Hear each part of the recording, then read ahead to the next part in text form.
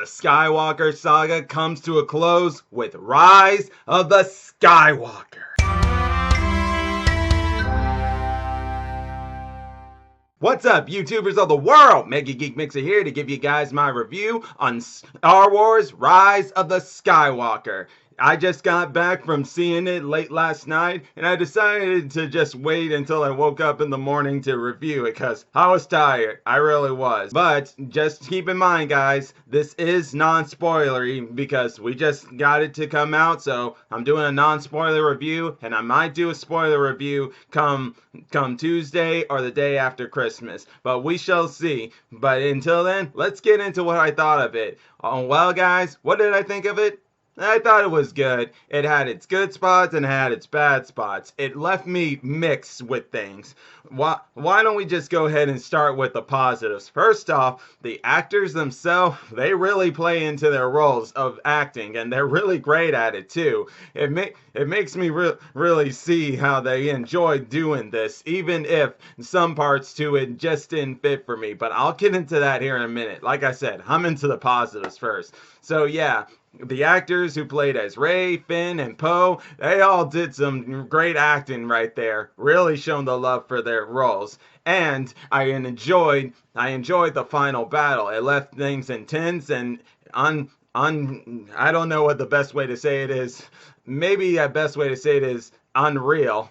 Maybe not really unreal, but it did leave me staring at that screen being like, what's coming next? What's coming next? That's the best way I think I'll put it there in that end. And yeah, the final battle had some great CGI going for it, and the actions and everything that they were doing was awesome too. Also, the Kylo Ren and Rey arc was pretty interesting too. It was intense until it came to a certain point at the end where something just, I didn't really know what to think of that, because it felt like they threw that out of left field and whatnot.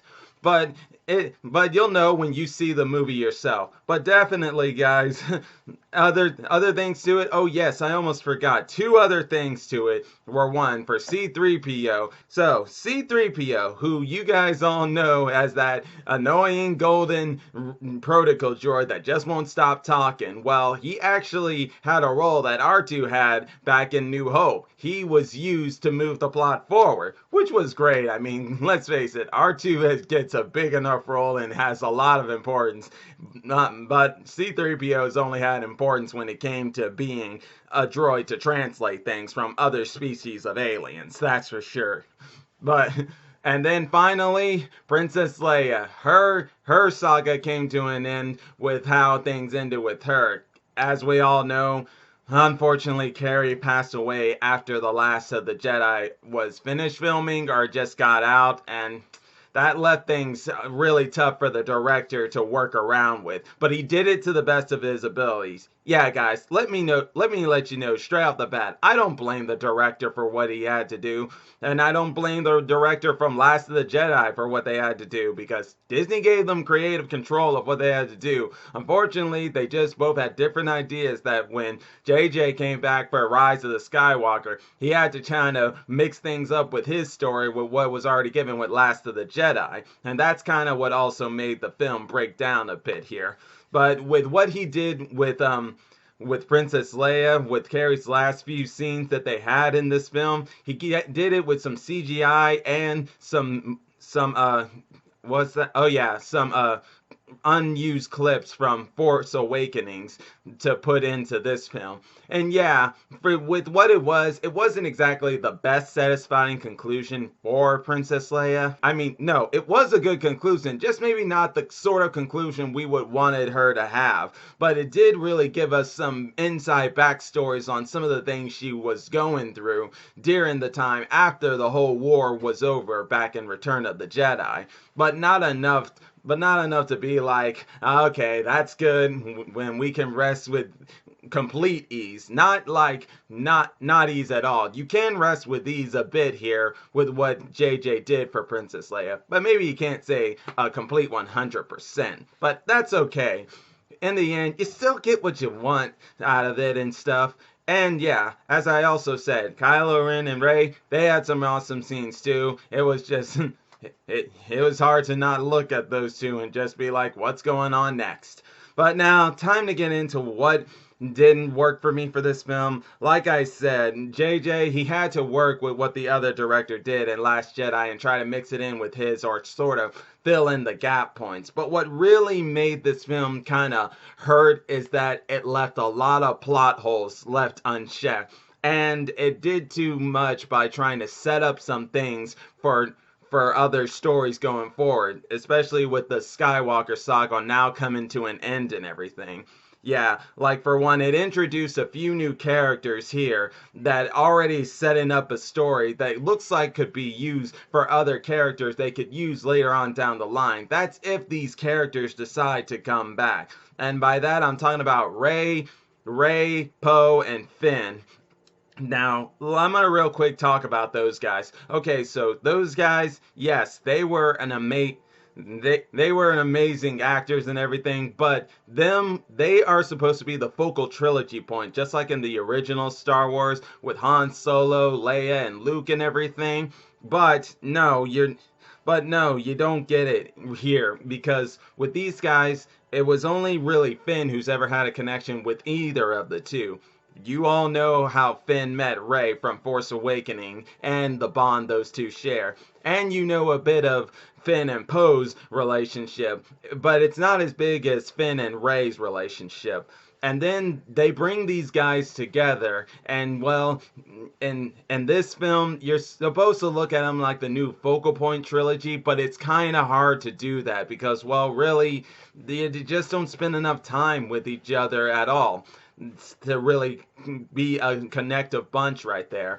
And then secondly, the movie itself, well, at the beginning, it really showed that the director was desperately trying to figure out where to go because he was confused on how he didn't really know how to get it started and everything. And it only kind of started getting on point come the second and final act. That's another part that really hurts the film.